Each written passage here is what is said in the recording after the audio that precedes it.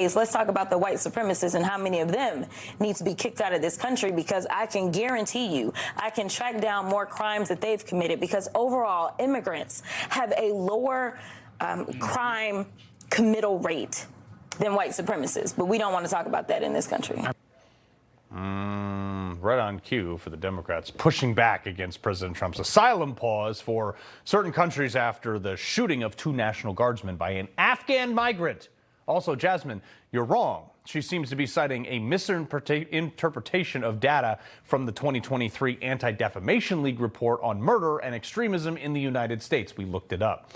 Now, what I think she may have been trying to say, but she's pre-programmed to white supremacy, is that white people commit 84% of the crime, which on its face can't be true, considering 56% of our prison population are derived from the 13% of the black population. But beyond that, any data she may be using may come from stuff like this, where people named Dominguez, Toto, Yanko, Gabriel are labeled as white, with the sole intention of her being able to say that there's more white crime. Florida Congressman Byron Donalds, sir, your colleague, Jasmine Crockett, I don't know where she gets this. Neither do I. Neither does anybody else.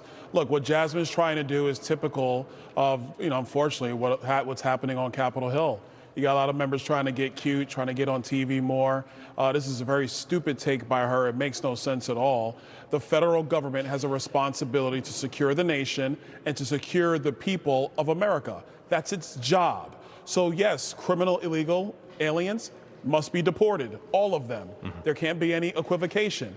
People in the country illegally, they need to go home. And there's a number of reasons why. Number one, our communities don't have enough room. Number two, budgets at the local level, state levels are all being stretched. Number three, when you allow, like Joe Biden did, and quite frankly, like Jasmine Crockett did, 15 million people to come into the country illegally, where are they living? Where they're living in is in apartments and in houses that are also helping to artificially drive up the cost of housing in the United States. And who suffers the consequences for that?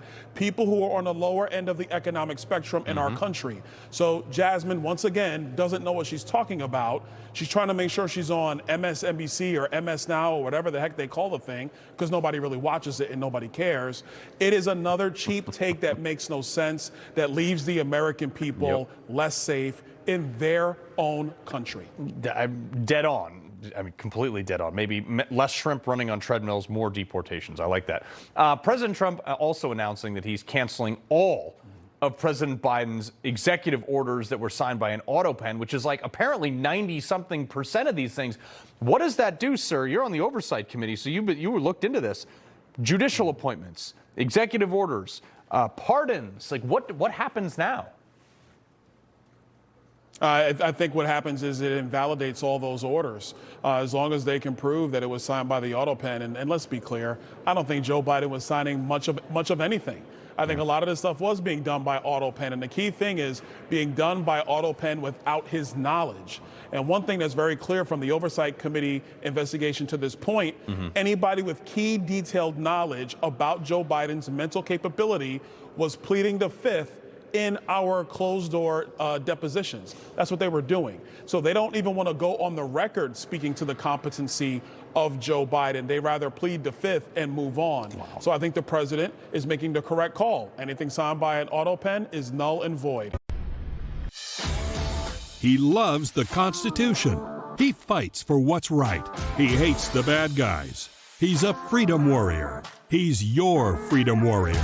Watch Carl Higbie every weekday on Newsmax.